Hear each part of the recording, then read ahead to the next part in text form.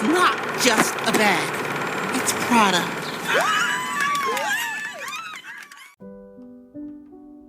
There's a certain rhythm to family. A quiet thread that pulls us back to the people who knew us before life added all its layers. Sisters especially.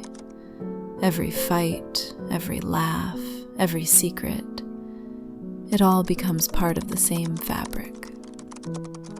No matter how much time passes, no matter how different our lives become, there's comfort in knowing there's someone who shares your beginning and still chooses to walk through the middle with you. Today, I found myself thinking about that bond, how fragile it can feel, but how strong it truly is. And how sometimes it only takes one visit, one conversation, one shared moment in front of a painting to remind you what you're made of. Maybe that's why I'm writing this book, to make sense of the way our stories weave together.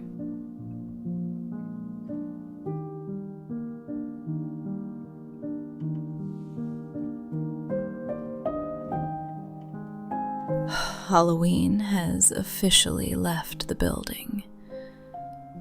And honestly, I'm still recovering.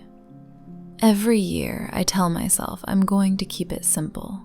A few pumpkins by the door, a wreath or two, maybe a tasteful ghost. And every year, this house ends up looking like a fall festival threw up on it. Now don't get me wrong. I love a theme.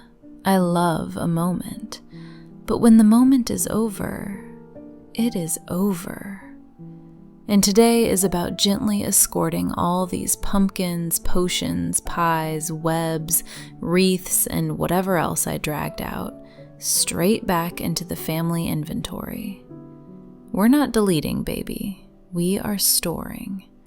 Because these decorations have careers. They'll be back next year. The front of the house. Lord. I don't know who I thought I was, lining the walkway like Cinderella was coming to snatch a pumpkin Uber. This was ridiculous. Cute, but ridiculous. And this witch hat on the door? Honestly, one of my favorite pieces. She's dramatic. She's festive. She frightens the mailman. 10 out of 10. Halloween night itself was chaotic in the sweetest way. We kept it small this year, just family. Lola, my baby girl, she went all in with the skull face paint. That child loves being dramatic on holiday nights. And honestly, she ate that look up. Neva decided she was too famous for costumes this year. Which, fine. The celebrity lifestyle must be exhausting. One day she'll humor her mother again. Lamont, my dear husband. That man put on a Star Wars suit like his life depended on it. He was so proud of it too. Talking about, Amara, take a picture of me flexing. Sir, please. Now, Natalia, my oldest, came as a firefighter. Very cute, very heroic. While her husband Jason went full gladiator himself.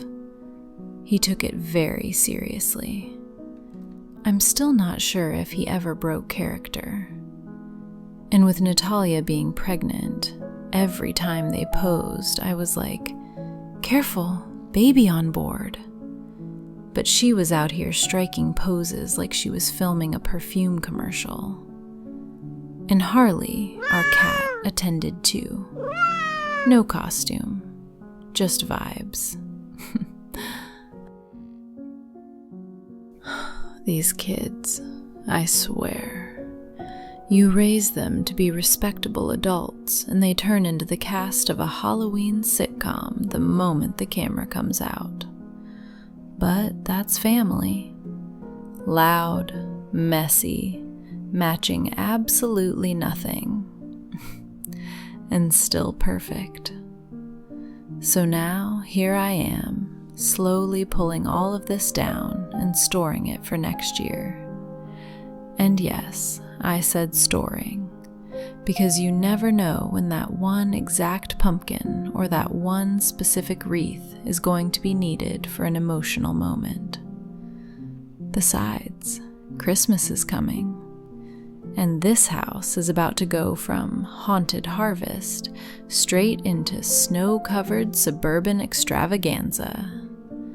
I'm thinking gingerbread theme, but we'll see. And that's the funny thing about life. Seasons change before you even notice. One minute you're covered in face paint, laughing with your babies, and the next you're sweeping leaves and preparing twinkle lights. But every holiday, every moment, it's all part of the story. My story. Our story. Now that decluttering the fall decor, let's get into today's shenanigans. After dragging this entire house out of Halloween chaos, I deserved a slow morning. But here we are, 7 a.m., brushing my teeth, pretending this toothpaste is self-care.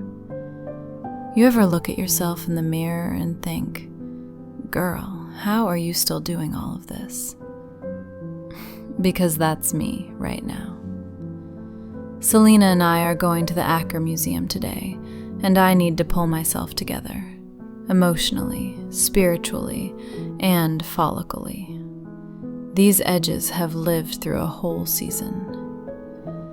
Okay, Amara, today is about peace, about art, about being a grown woman who deserves nice things, and absolutely no one is allowed to disturb your energy today. Which probably means someone's going to disturb my energy today. And there it is. Lamont has work today. Of course he does. The man works more than the dishwasher. He'll be fine. He probably already ironed his shirt last night. Meanwhile, I'm here trying to negotiate with my reflection like it's a hostage situation. Oh Lord. My son-in-law. What does he want at this hour? Sometimes it seems like you just sprang up out of nowhere. We've never discussed your childhood before. What sorts of things inspired you when you were a kid? Now hold on. Audience, I need y'all to understand something. This man just asked me a whole life story question while I'm about to get naked, about to get in the shower. But fine, let's play along. It's all a bit dim now. Let me recall. That's literally what I pressed. Felt like I was choosing trauma on a buffet menu. And then the game, which apparently thinks it's a therapist now, pops up this list of childhood memories. I picked was a best friend, which means, as a child, this sim tried to be the best friend they could be to a group of sims. As an adult, they'll be more successful when using friendly socials on other sims. So basically the game is saying I'm sweet, which, thank you? Finally, somebody sees me. Anyway, I told Jason I was a friendly kid, hung up the phone, and then, finally, got into the shower.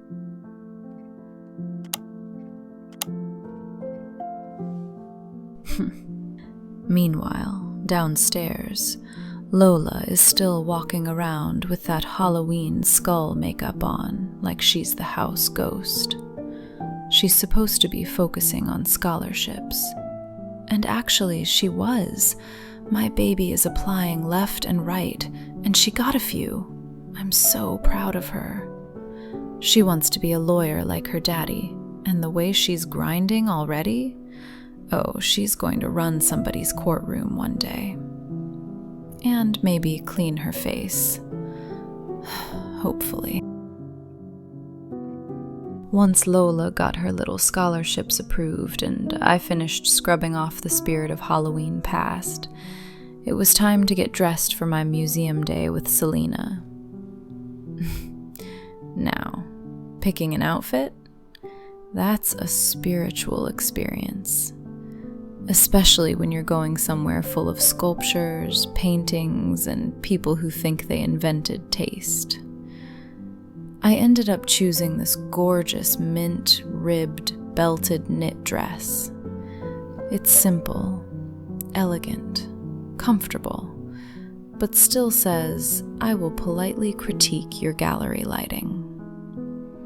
So let's head out, meet up with Selena, and spend the day soaking in some culture. Because after Halloween chaos, family drama, and answering deep childhood questions, I think I've earned a little art.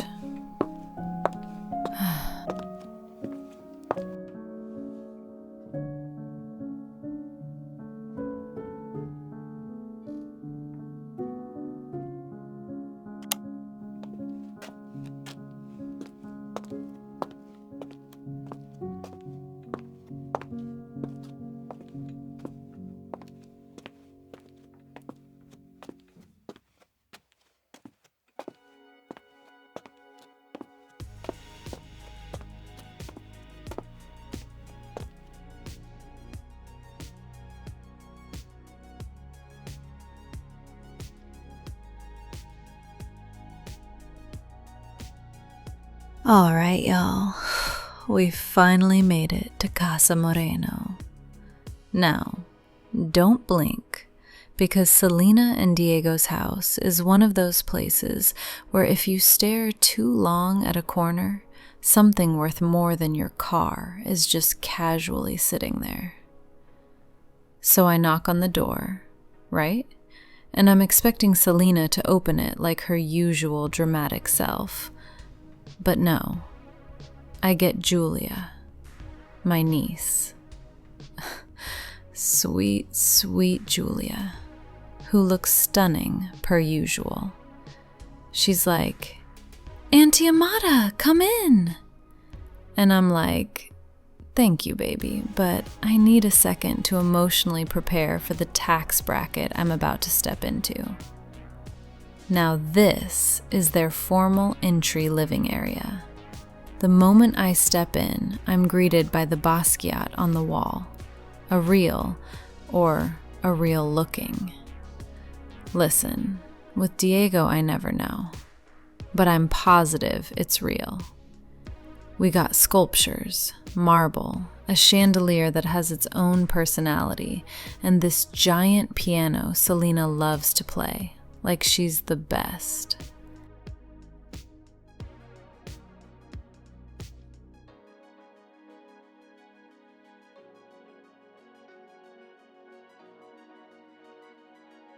Every time I walk in here, I feel like I need to whisper, like the walls might be judging me.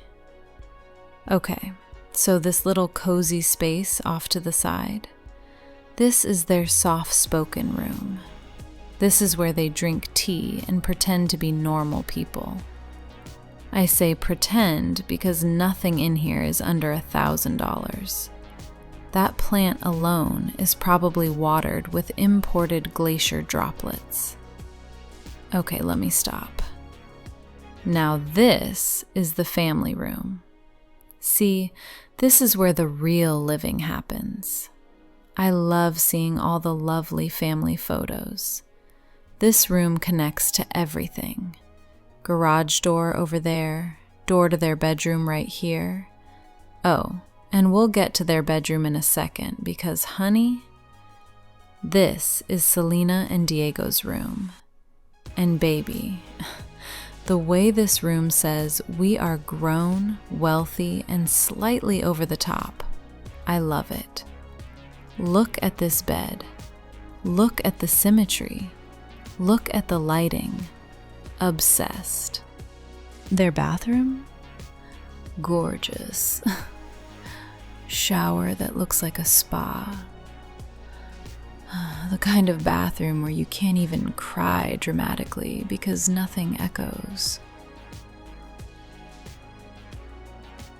Now, tell me why I can see through the glass doors and Selena and Reyna are outside, in the pool, swimming, like it's not 9 a.m. and we don't have a whole museum trip planned today.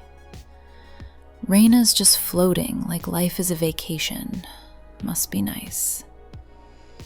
Alright, so after dragging them mentally out of that pool, we come back through the entry and enter this gorgeous round table hall. This right here? This is Selena's pride and joy. She changes this floral arrangement like 6 times a month. I don't know who she's trying to impress besides the mailman. This is the formal dining room. And Mama, this room is rich. That's all I can say. You can smell the money in the wallpaper. Floral arrangements, velvet chairs, a tapestry on the wall like we live in a castle. This is where they host the fancy dinners I always show up late to. Now this is the kitchen of all kitchens. Double fridges, custom cabinets, marble everywhere, appliances that cost more than Lamont's student loans. They have a built-in coffee station, a built-in wine fridge, and enough counter space to prep a wedding. If my kitchen looked like this, I'd be cooking 3 meals a day just to justify owning it. Down the hallway, we've got the girls' rooms, Reyna and Julia's rooms. They're both gorgeous, of course. High-end wallpaper, matching beds, all color coordinated because Selena has never known peace a day in her life. These rooms share a bathroom. It's giving rich auntie sleepover suite. And that, ladies and gentlemen, concludes the unofficial, unfiltered tour of Selena and Diego Moreno's estate. We've seen the art, the luxury, the chaos, the pool shenanigans, all of it. Now let me go find my sister, because we have an Acker Museum to get to, and if I let her, she'll be back in that pool before I finish this sentence.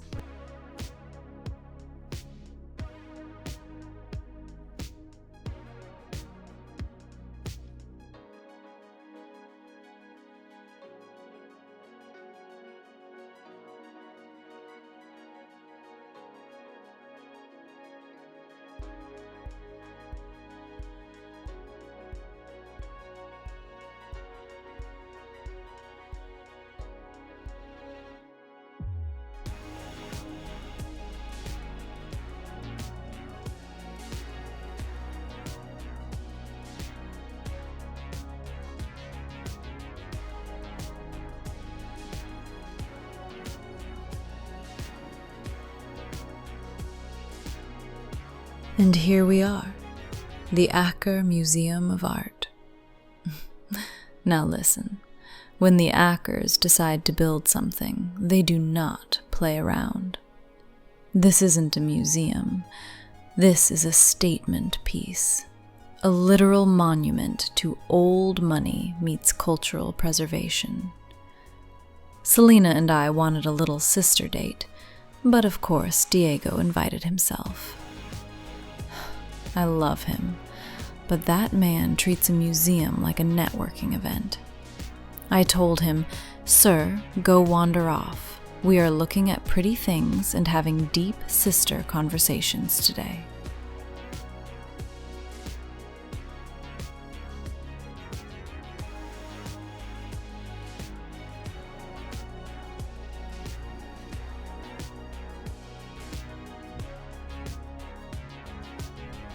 Inside, the first thing you feel is that hush that fancy museums have. like the walls themselves are judging the volume of your footsteps. Everything smells like marble, old books, and rich people donations. The Ackers built this place to honor generations of artists, patrons, and people with way too much money and enough taste to use it properly. And wouldn't you know it, the very first exhibition we stumble into is Maxwell Sterling's Garden Watercolor Collection. Maxwell and I go back. Well, not far back, but back enough. I met him when I visited Neve on the set of the Autumn Acker show. He is one of those quiet geniuses, the kind of man who whispers and everyone leans in because they assume it's wisdom. Plus, his wife and Neve are basically besties. Neve was even in their wedding as a bridesmaid. Aspen was Neve's first friend when she moved to the city. Maxwell grew up in one of those immaculate homes where you weren't allowed to breathe too loudly. His mother was, let's call her, detailed. The kind of woman who dusted the dust. He wanted to be an artist, but when every crayon stroke is judged, you end up painting in secret, you know? Poor baby was probably sketching on napkins like a Victorian orphan. Then she passed, left him everything, and suddenly her own strict family swooped in like, oh wait, the boy actually has talent? And next thing you know, he's shipped off to some elite college studying biology and art, which explains why his work feels like a garden breathed on paper. He paints nature the way surgeons study human anatomy, precise, delicate, reverent. Every flower looks like it has a pulse. Look at this piece right here. The way he layers color, it's like the garden is humming. There's softness, but also structure. That's the biology degree showing off. Selena and I stood there for a good 10 minutes just trying to decide which one of these belongs in her new gallery. Meanwhile, Diego is somewhere texting an interior designer like, find me a wall for one of these. Honestly, the temptation to take one home was strong. But we behaved. Mostly because museum alarms are loud.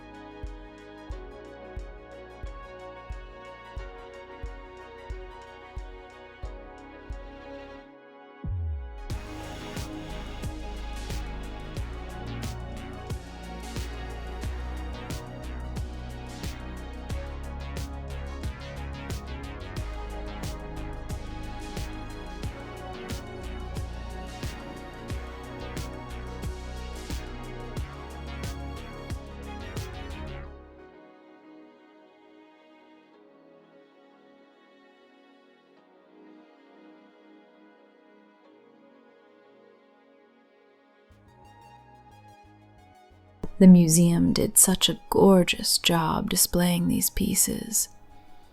The lighting, perfect. The marble, immaculate. This whole space feels like the art is floating. It's peaceful, but powerful. The kind of room where you suddenly want to whisper deep things like, what is the meaning of color? Even though 5 minutes ago you were arguing with your sister about who drives home. Selena looked at me like, Mara, imagine this kind of work in our gallery. And honestly, she's not wrong. These pieces would absolutely sell. And they deserve a room full of people who actually appreciate them, not just folks who buy art because their walls look naked. We spent the next hour wandering from room to room, soaking in the beauty, the talent, the history. It was one of those rare days where everything felt calm. Just me and my sister, reconnecting, dreaming big, appreciating things that take time and heart to create. And honestly, that's what this whole series is about. Slowing down, experiencing life, in full bloom. Now, Selena and I were just about to move to the next room. You know, pretending we're art critics even though we're mostly here for the vibes. When she suddenly stops walking and gives me that look. And if you have a sister, you already know the look I'm talking about. The girl, don't turn around, but also turn around immediately. Look. So of course I turn. And standing right there, flipping through an exhibit catalog like it was the morning paper, was none other than the brand new editor-in-chief of Acker Magazine. Oh my gosh, Mara, look, that's them. The new EIC, the one Nieve said is shaking things up in the fashion world. Amara O'Hara, isn't it? I thought that was you. Your daughter Neve speaks very highly of you. And this must be Selena. Oh, wow, yes. Hi. We weren't expecting to see you here. Well, when Maxwell Sterling has a new exhibition, the entire editorial world comes crawling out of their offices to breathe the same air as his brushstrokes. And besides, I'm always curious about who the Ackers allow into their museum before the crowds arrive. Oh, don't mind us. We're just pretending to know what we're looking at. Nonsense. I saw you observing the lighting earlier. I know you have a great eye. I'm actually opening my own gallery soon. We're kind of on a scouting mission. Good luck to you. The art world could use more women who actually care about the work, not just the price tags. Well, thank you. That's very kind. I'll let you continue your visit. But expect a call soon. Aker Magazine is doing a feature on emerging galleries, and the Morenos just made my shortlist. Now, when a whole editor-in-chief pauses their life to speak with you, baby, that's not a moment. That's a milestone. But honestly, it felt good. Like maybe this little art adventure of hers, of ours, might actually become something big. And from there, we kept exploring the museum, but now with a little extra pep in our step.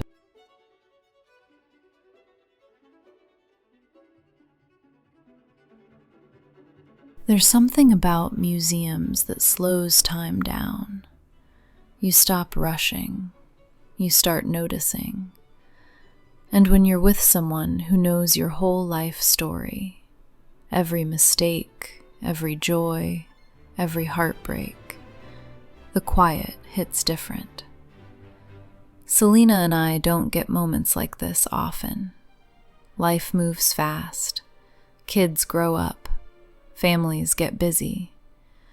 We're always trying to catch up and never really catching our breath. But today, we were just two sisters, sitting in front of paintings, talking about who we used to be and who we're trying to become. We sat there for a long time, longer than we planned. But something about that room, those portraits, the stillness, it grounded us. It reminded us that life doesn't stop blooming just because seasons change. And honestly, I needed that. After a full day of art, sisterhood, and running into people who make me nervous but flattered at the same time, it was finally time to say goodbye to Selena. We hugged in that museum parking lot like two teenagers promising to call each other, even though we live 20 minutes apart. But that's sisters for you. Dramatic goodbyes, dramatic hellos, and everything in between. The drive home felt quiet in the best way, like my brain was still walking through those museum halls, replaying old memories and imagining new ones. And then, as soon as I pulled into the driveway, the universe decided to give me one last small joy. A little rabbit sitting in my front yard like he was waiting for an invitation. He didn't run, just stared at me with those calm little eyes.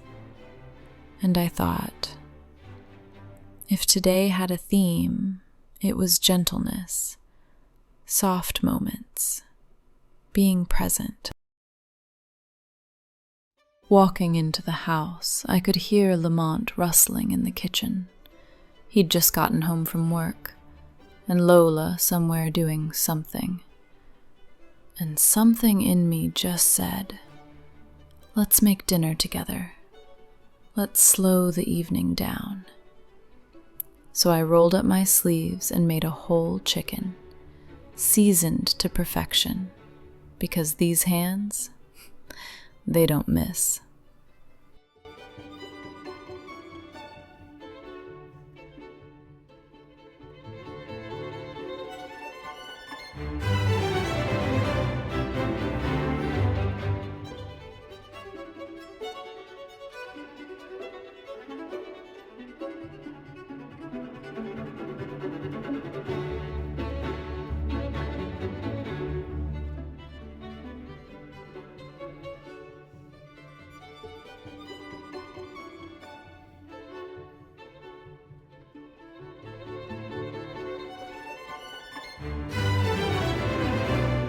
We sat down at the table, all three of us, which, if I'm being honest, doesn't happen as often as it should.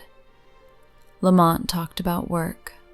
Lola told us she got a couple scholarships, and of course I nearly cried because my baby's going to college soon and I'm absolutely not ready. And for a moment, it felt like the world paused. Just long enough for us to breathe the same air, share the same meal, and be a family.